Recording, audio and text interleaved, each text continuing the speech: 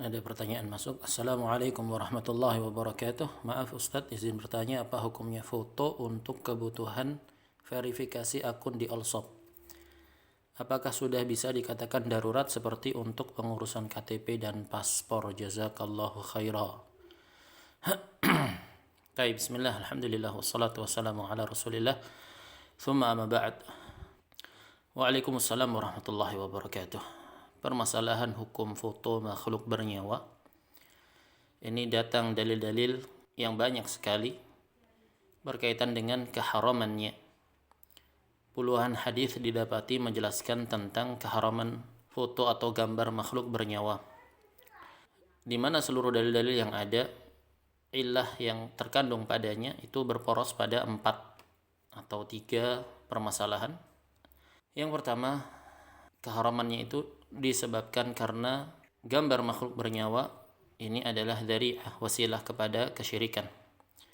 Sebagaimana dia menjadi sebab cikal bakal asal muasal munculnya kesyirikan di muka bumi, yaitu karena sebab gambar-gambar dan patung-patung, atau secara keumuman dinamakan dengan surah, gambar. Kemudian illah yang kedua di antara sebab keharaman gambar makhluk bernyawa yaitu man' dukhul al-malaikah, tercegahnya masuknya malaikat rahmat ke dalam rumah, terutama pada gambar-gambar yang dipajang padanya, digantung-gantungkan. Dan ma'ruf bagaimana Rasul sallallahu alaihi wasallam membenci yang demikian itu dengan kebencian yang sangat. Kemudian illah berikutnya mengundang laknat Allah Subhanahu wa taala, sebagaimana dalam hadis, la'anallahu al-musawwirin, Allah melaknat para tukang gambar. Masuk padanya foto dalam keumuman gambar. Kemudian sebab berikutnya adalah mudahah li khalqillah, menandingi ciptaan Allah Subhanahu wa taala. Ini diantara illah-illah diharamkannya gambar. Terlepas dari bentuk gambar itu sendiri yang kemudian di masa ini mengalami beberapa bentuk dan perubahan. Seperti yang ma'ruf di masa kita ini diperselisihkan di kalangan para ahli ilmu, yaitu gambar fotografi. Sama saja baik itu bergerak maupun diam. Bergerak bisa berwujud video atau yang selain daripada itu. Taib.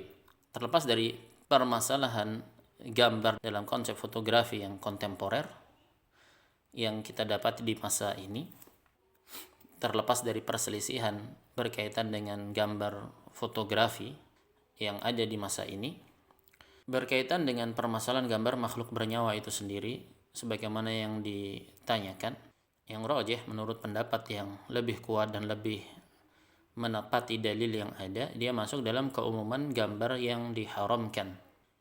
Nah, ini secara asalnya.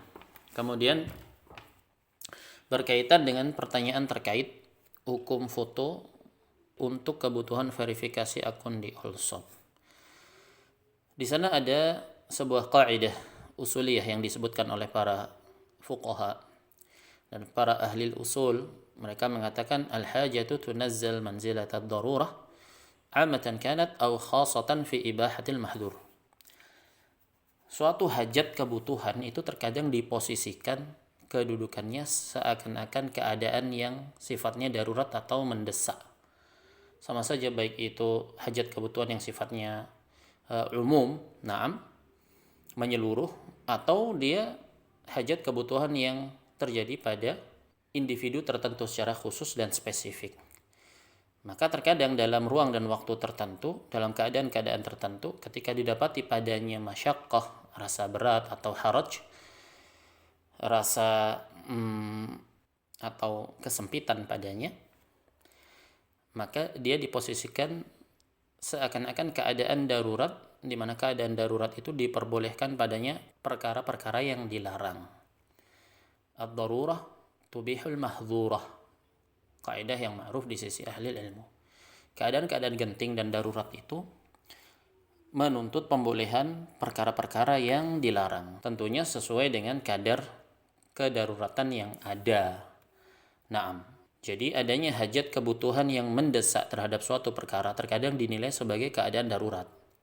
Sementara pada keadaan darurat itu dibolehkan padanya perkara-perkara yang terlarang sesuai dengan kadar kedaruratan suatu perkara yang ada. Dan tidak boleh berluas-luas padanya. Apa perkara darurat itu? Perkara darurat yaitu suatu perkara yang tidak ada opsi pengganti yang lainnya, kecuali perkara tersebut. Di mana hukum asal perkara tersebut dia dilarang.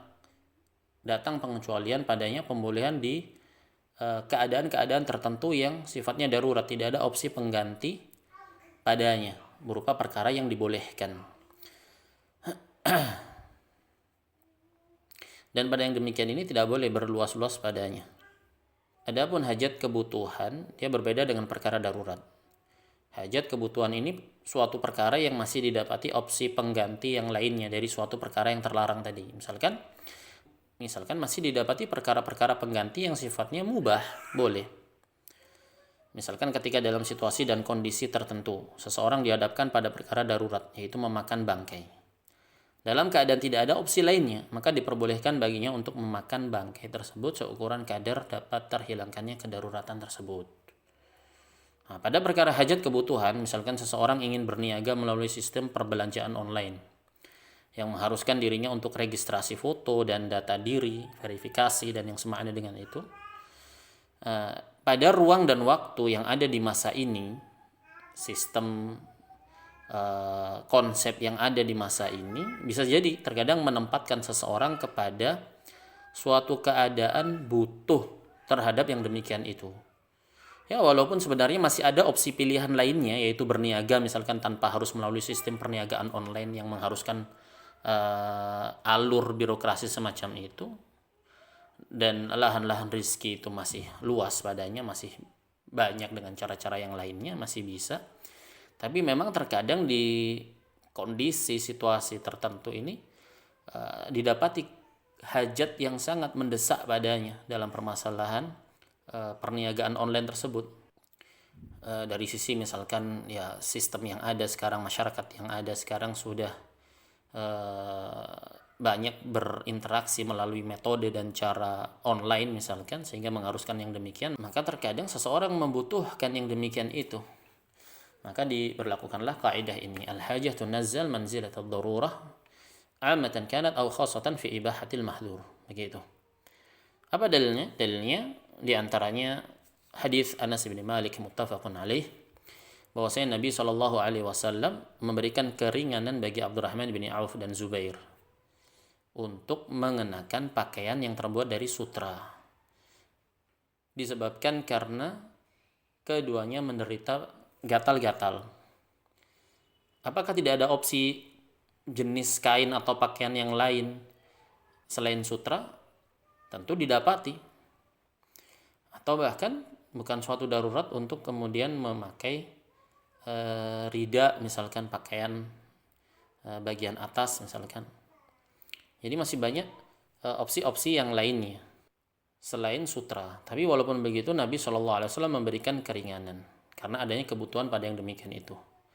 Kemudian hadis yang lainnya bahwasanya Nabi Shallallahu Alaihi Wasallam berkhutbah di Arafah, man lam yajidin alaini falyalbasil khuffain wa man lam yajid izaran falyalbas sarawil. Beliau berkata, siapa yang tidak memiliki dua sandal, maka hendaklah dia mengenakan dua khuf, dua sepatu dengan dipotong bagian mata kakinya. Dan siapa yang tidak mendapati sarung, hendaklah dia mengenakan celana. Padahal masih didapati opsi-opsi kemungkinan yang lainnya dibandingkan melakukan perkara-perkara yang diharamkan bagi seorang yang muhrim. Misalkan tidak beralas kaki misalkan, atau bisa dengan opsi-opsi yang lainnya. Nah, seperti itu di antara dalil-dalil yang menunjukkan terkait dengan kaidah tersebut. Nah, perbedaannya dengan sesuatu yang darurat itu sifatnya mudayyak, dia dibatasi di waktu tertentu, muaqqat. Adapun hajat maka dia lebih lapang padanya, kebutuhan yang ada sesuai dengan waktu kebutuhan yang dibutuhkan. Dan tetap bagi seorang muslim untuk dia tidak berluas-luas dan berlapang-lapang dalam permasalahan yang demikian itu, ditempuh seukuran dengan kadar hajat kebutuhan yang ada, tidak berluas-luas padanya, karena permasalahan gambar makhluk bernyawa termasuk perkara yang masuk kategori terdapat padanya ancaman yang besar sehingga masuk kategori dosa-dosa besar. Maka sebagian ulama mengkategorikannya sebagai sebuah kefasikan. Taib wallahu taala alam bisawab.